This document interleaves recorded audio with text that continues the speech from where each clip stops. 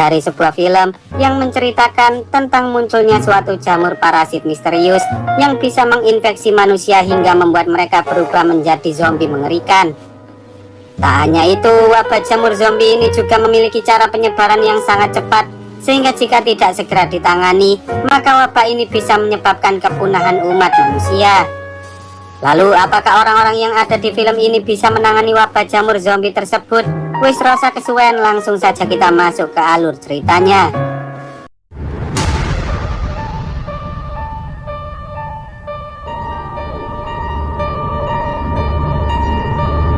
Di awal film diceritakan bahwa pada tahun 1979, sebuah laboratorium luar angkasa milik NASA yang dihuni oleh lebih dari 100 orang ilmuwan tiba-tiba saja dilaporkan meledak dan jatuh ke arah bumi, sehingga pihak NASA pun mengira bahwa puing-puing dari laboratorium itu telah hancur akibat terkena atmosfer.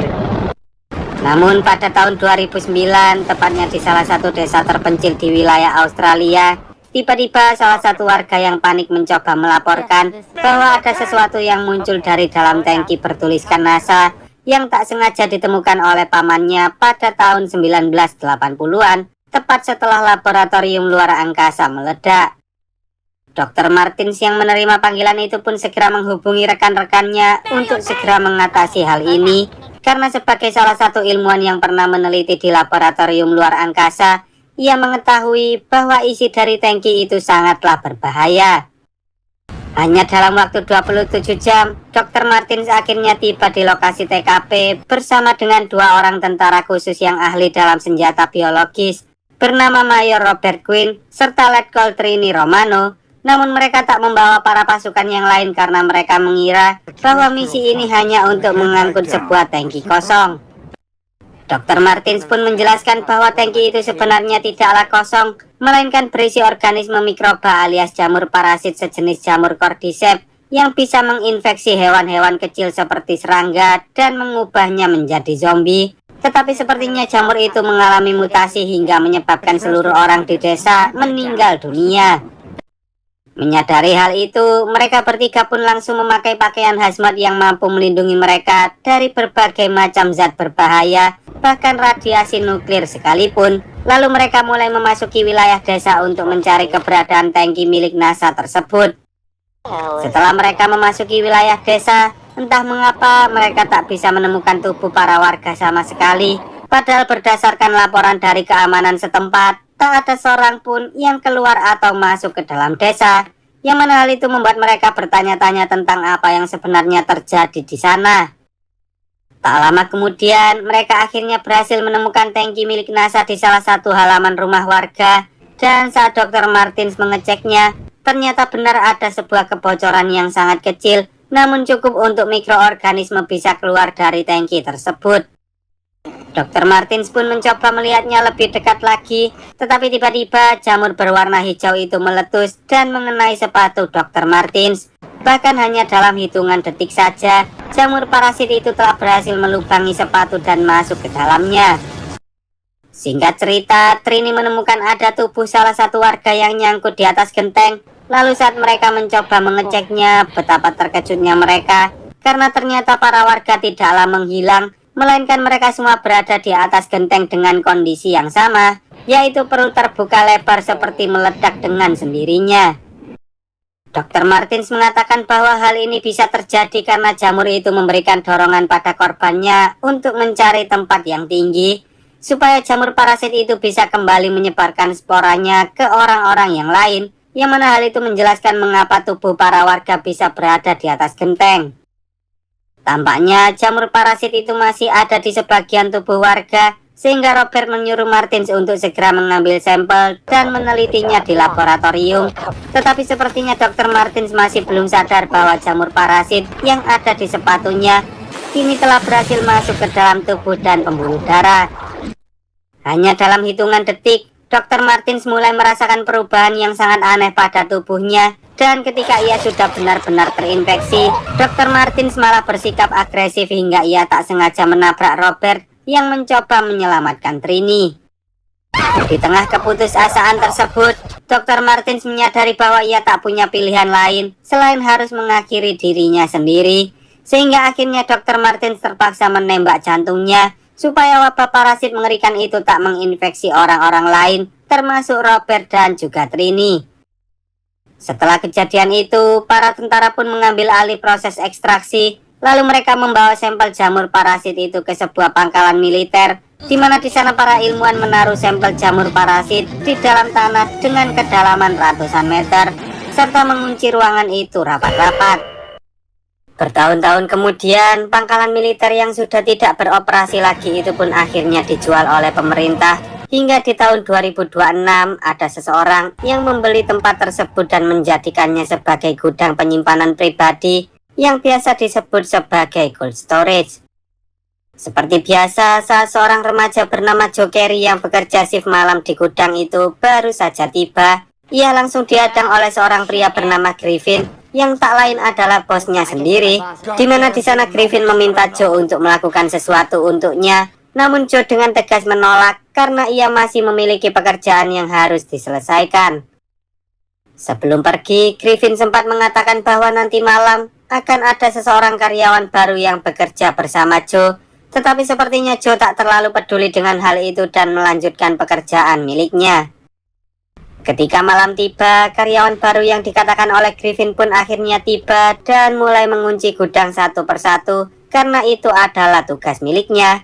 Lalu tak lama kemudian, seorang nenek-nenek datang sambil mengatakan pada Joe bahwa ia ingin mengambil barang dari gudang penyimpanan miliknya.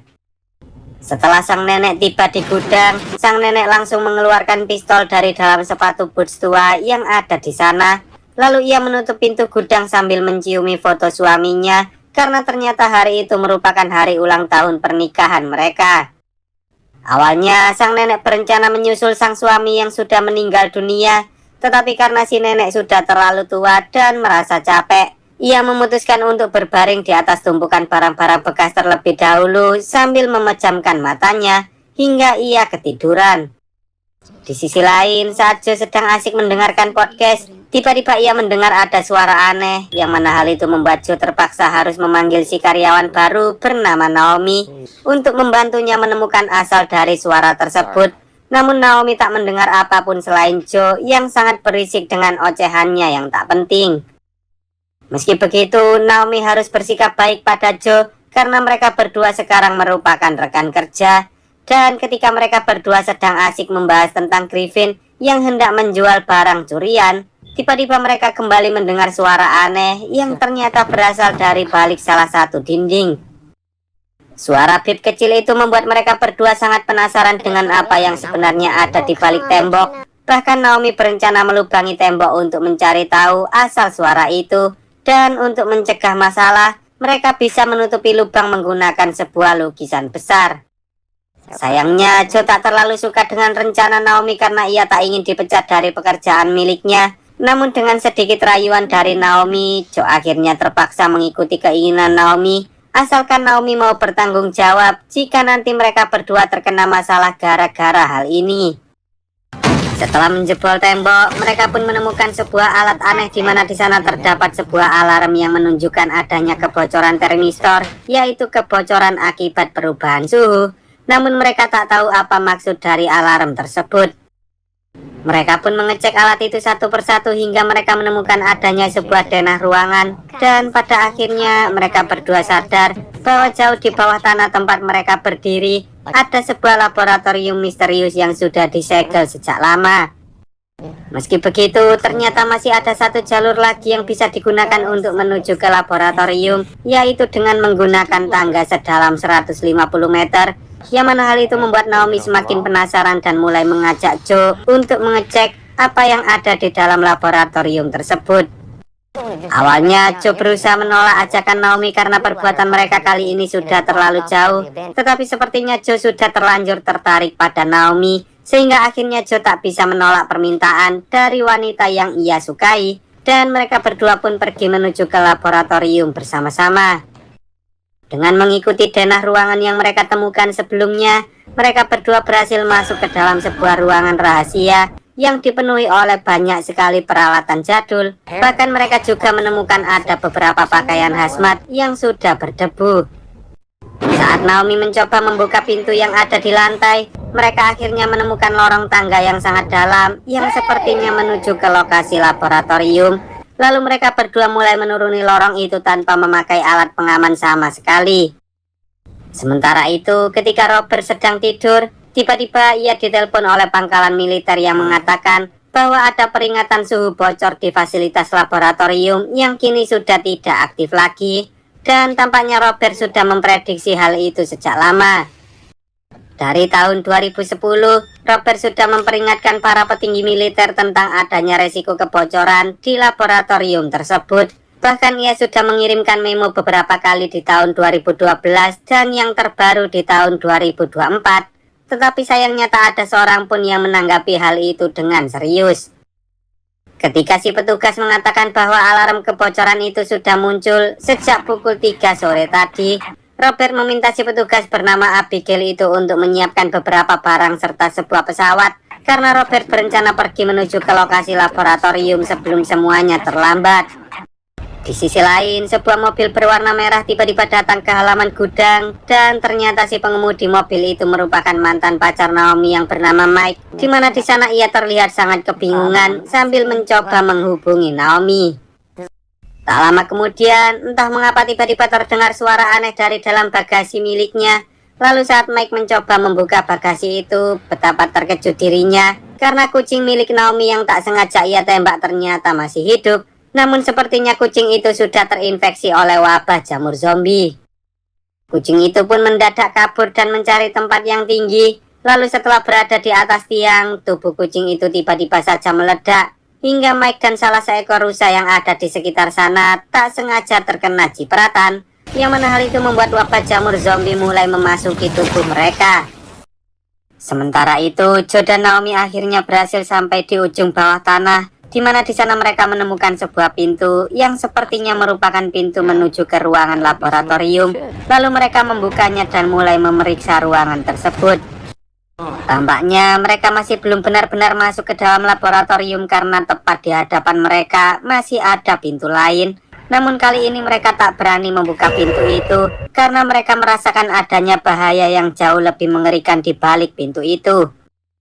Sebelum kembali, Joe dan Naomi sempat melihat adanya sekumpulan tikus mengerikan yang sepertinya sudah terjangkit oleh wabah jamur zombie.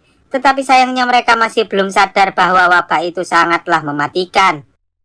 Naomi yang penasaran kemudian mencoba mendekati pintu untuk mencari tahu apa yang sebenarnya terjadi di sana. Dan ternyata seluruh ruangan itu kini telah dipenuhi oleh jamur. Sehingga pada akhirnya mereka berdua memutuskan untuk segera pergi dari sana sebelum terjadi hal-hal yang mengerikan. Setahun yang lalu, jamur itu berhasil keluar dari dalam tabung penyimpanan. Lalu beberapa jam yang lalu, seekor kecoa tak sengaja memakan jamur tersebut hingga ia terinfeksi dan mencoba naik ke permukaan. Namun sayangnya kecoa itu malah terinjak oleh mobil Mike yang menyebabkan jamur itu berhasil menginfeksi kucing yang ada di dalam bagasi. Di luar gudang, Mike yang kini sudah terinfeksi oleh jamur zombie pun berencana mencari keberadaan orang lain untuk menyebarkan wabah. Dan tampaknya ia tak sendirian karena ia ditemani oleh seekor rusa yang juga sudah terinfeksi oleh wabah jamur zombie. Ketika Joe dan Naomi hendak keluar, betapa terkejutnya Naomi karena ia melihat ada seekor rusa berjalan tepat di hadapan mereka. Bahkan rusa itu bisa menaiki lift dengan sendirinya, yang mana hal itu membuat mereka semakin kebingungan dengan apa yang sebenarnya terjadi di sana. Di sisi lain, setelah Robert sudah berada di dalam pesawat, Abigail kembali menghubunginya sambil mengatakan bahwa Gordon Gray telah meninggal dunia setahun yang lalu, sehingga ia tak punya pilihan lain selain menyerahkan laporan pada atasannya yang bernama Jarabek. Jarabek sepertinya menganggap bahwa jamur zombie ini hanyalah jamur biasa, sehingga ia tak percaya sama sekali dengan peringatan dari Robert yang mengatakan bahwa jamur itu bisa menyebabkan kepunahan manusia. Dan karena Jarabek menghormati Robert sebagai seorang veteran, ia pun hanya memberikan akses berupa kendaraan supaya Robert bisa mematikan alarm tersebut. Untungnya Abigail masih percaya pada perkataan Robert, namun karena mereka tak memiliki akses untuk mendapatkan senjata, ia pun meminta Abigail supaya menghubungi Trini Romano, karena hanya ialah satu-satunya orang yang tahu betapa mengerikannya jamur zombie itu. Kembali ke gudang saat Joe dan Naomi mencoba mengikuti si rusa. Tiba-tiba si rusa mulai bertingkah sangat aneh dan langsung meledak tepat di hadapan mereka. Bahkan tak hanya itu, mereka juga bertemu dengan Mike yang terlihat seperti bukan manusia normal lagi. Menyadari bahwa ada yang tidak beres dengan Mike, tanpa berlama-lama Joe dan Naomi bergegas kabur dari Mike yang sedang menggila. Tetapi karena di sana tak ada jalan lain, mereka berdua pun langsung masuk ke dalam salah satu gudang tepat sebelum Mike menemukan mereka. Sayangnya pintu gudangnya sempat macet, yang mana hal itu membuat Joe dan Naomi harus berhati-hati supaya mereka tak memancing perhatian dari Mike. Namun tanpa disadari, tiba-tiba dengan cepat Joe langsung menutup pintu gudang tersebut tepat sebelum Mike berhasil menyerang mereka. Dan karena Mike sedang mengamuk di luar sana, Naomi pun berencana untuk menelpon pangkalan militer, mengingat bahwa laboratorium itu dulunya merupakan milik Angkatan Darat. Di sisi lain, setelah Robert baru saja tiba di bandara, ia langsung dijemput oleh Trini yang mengajaknya pergi ke suatu tempat terlebih dahulu untuk mengambil beberapa perlengkapan yang mereka butuhkan agar mereka bisa menangani kasus wabah jamur zombie ini. Selama di perjalanan, Abigail menghubungi Robert sambil mengatakan bahwa ada warga sipil dari lokasi laboratorium bernama Naomi yang mencoba menelponnya, sehingga Robert meminta Abigail untuk menghubungkan telepon miliknya pada Naomi. Mengetahui bahwa ada seseorang dan seekor rusa yang sudah terinfeksi oleh wabah jamur zombie, Robert menyuruh Joe dan Naomi untuk tetap bersembunyi di dalam gudang sambil menunggu kedatangannya, dan ia juga memperingatkan agar mereka berdua tak menyentuh jamur mematikan tersebut. Selagi bersembunyi di dalam gudang, Joe mulai ketakutan karena apa yang mereka alami sekarang ini sama seperti yang ada di film-film zombie yang sering ditonton oleh Joe. Dan jika Mike sampai pergi keluar dari gudang, maka bisa saja ia akan menyebarkan wabah itu ke orang-orang lain dan menyebabkan kepunahan umat manusia. Joe lalu mengatakan bahwa sekarang ini mereka berdua adalah satu-satunya orang yang bisa menyelamatkan dunia dengan cara menghentikan Mike. Tetapi Naomi tak terlalu ingin menjadi pahlawan karena ia masih memiliki seorang putri yang menunggunya di rumah, sehingga ia menyuruh Joe untuk tetap di sana sambil menunggu kedatangan Robert. Tak lama kemudian mereka akhirnya mendengar suara kendaraan yang membuat mereka mengira bahwa itu adalah Robert. Namun sayangnya suara itu bukanlah kendaraan Robert, melainkan pasukan geng motor milik Griffin yang hendak mengambil beberapa box TV untuk dijual secara ilegal. Ketika Griffin dan kawan-kawan hendak masuk ke dalam gudang, betapa terkejutnya mereka karena di sana sudah ada bangkai rusa yang dipenuhi dengan jamur berwarna hijau. Bahkan ada juga tanduk rusa yang menempel di dinding hingga membuat mereka merasa sangat jijik. Tampaknya Griffin dan kawan-kawan masih belum sadar bahwa wabah jamur zombie mengerikan sedang mengintai mereka, karena mereka terlalu sibuk dengan urusan bisnis yang akan membuat mereka mendapatkan banyak uang. Di sisi lain, Robert dan Trini mencoba menyelinap masuk ke dalam sebuah rumah, di mana di sana mereka berhasil menemukan kotak tua berisi bom nuklir yang dulu pernah mereka dapatkan saat sedang melakukan misi rahasia. Dan tampaknya mereka berencana menghancurkan laboratorium menggunakan bom tersebut. Saat mereka hendak keluar, mereka pun ketahuan oleh si pemilik rumah yang tak lain adalah putra dari Trini sendiri. Yang mana hal itu menandakan betapa gilanya Trini yang dengan sengaja menyimpan sebuah bom nuklir di rumah sang anak, karena ia menganggap bahwa itu adalah satu-satunya tempat teraman. Meski begitu, Trini tak bisa ikut bersama Robert mengingat bahwa tubuh fisiknya kini sudah terlalu jompo. Namun sebelum Robert pergi, Trini meminta Robert untuk menyelamatkan Joe dan Naomi supaya mereka berdua tak mengalami nasib yang sama seperti Dr. Martins. Sementara itu, di dalam gudang, Joe mengatakan bahwa ia sangat ingin menjadi seorang pahlawan dengan menghentikan wabah zombie ini, karena dahulu ia pernah berbuat keburukan hingga ia sempat dipenjara. Dan setelah mendengarkan perkataan Joe, Naomi akhirnya tak punya pilihan lain selain membantu Joe. Ketika mereka berdua menemukan zombie Mike, siapa sangka ternyata Mike ini sedang berdiri tepat di hadapan para anggota geng motor. Dan ia pun langsung menyemprot mereka semua dengan cairan jamur zombie, lalu menutup pintu gudangnya. Di saat yang sama, zombie Mike pun mulai mengejar Joe dan Naomi. Tetapi untungnya mereka berdua berhasil diselamatkan oleh si nenek yang langsung menembaki zombie tersebut hingga zombie itu pun meledak. Setelah kejadian itu, Joe mencoba mengantarkan sang nenek keluar melalui jalur lain, sementara Griffin yang mendengar suara tembakan pun langsung bersiaga karena ia tak tahu apa yang sedang terjadi di sana. Dan saat ia bertemu dengan Joe, ia mengira bahwa Joe lah yang sudah membuat kekacauan ini. Di sana, Joe berusaha memperingatkan mereka tentang adanya wabah jamur zombie mengerikan. Namun Griffin tak percaya dengan hal itu. Bahkan ia juga menyuruh Joe untuk segera mengeluarkan teman-temannya yang terkunci di dalam gudang. Dan jika tidak, maka ia akan menembak Joe. Mendengar hal itu, Joe akhirnya terpaksa menuruti perkataan Griffin. Tetapi Joe justru malah mengunci pintunya dan langsung kabur dari sana saat Naomi datang membantu Joe sambil menyemprotkan apar ke arah Griffin.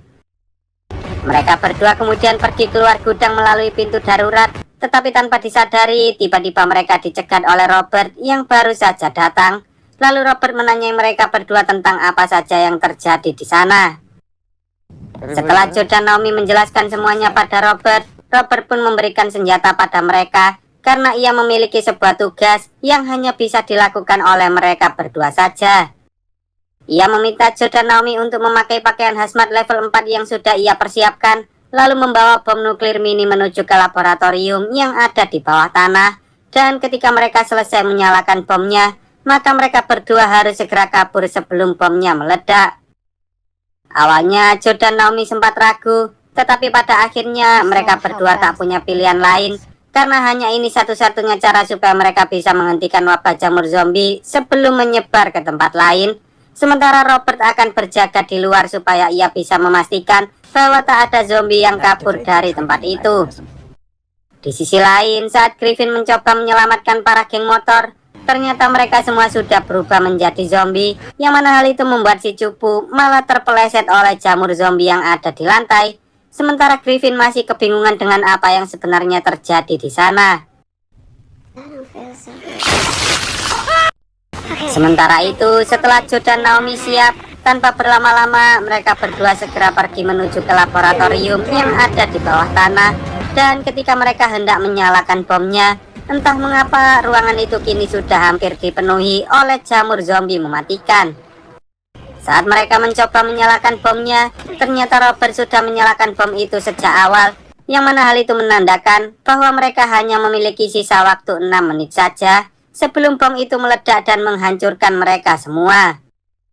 Selagi Joe dan Naomi melakukan tugas mereka, Robert berusaha memastikan bahwa tak ada yang bisa kabur, dan dengan bantuan dari pantauan satelit Abigail, Robert berhasil menghentikan si zombie cupu yang hendak menyerang dirinya. Sayangnya, cedera pada punggung Robert tiba-tiba saja kambuh, yang mana hal itu membuat Robert hanya bisa berbaring di sana. Padahal jamur zombie yang ada pada tubuh si cupu kini perlahan-lahan mulai berjalan ke arah dirinya. Di sisi lain, saat Griffin hendak keluar dari gudang, tanpa berlama-lama Robert langsung menembaki si geng motor yang sudah berubah menjadi zombie. Namun karena zombie itu masih bergerak meski sudah kehilangan kepalanya, Griffin yang ketakutan pun segera menembaki zombie tersebut.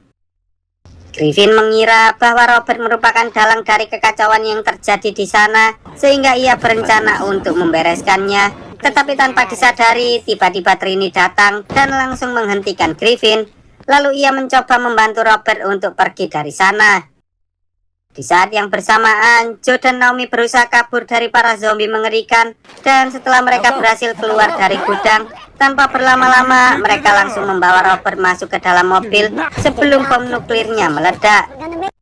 Sesuai dengan perkataan Robert, ternyata bom nuklir itu memiliki sedikit masalah pada pengaturan waktunya, yang mana hal itu membuat Joe dan yang lain masih memiliki sisa 1 menit untuk pergi sejauh mungkin. Lalu ketika waktunya sudah habis, bom itu pun meledak dan langsung menghancurkan seluruh area yang ada di sekitar gudang. Keesokan harinya, berita tentang adanya ledakan nuklir membuat Jerabek ketar-ketir karena ia kini dimintai pertanggungjawaban atas bencana tersebut. Gara-gara Abigail sengaja membocorkan seluruh peringatan serta laporan milik Robert tentang wabah jamur zombie itu ke publik. Robert sendiri kini dianggap sebagai seorang pahlawan yang telah berhasil menghentikan wabah jamur zombie mematikan yang mungkin bisa menyebabkan kiamat di seluruh dunia.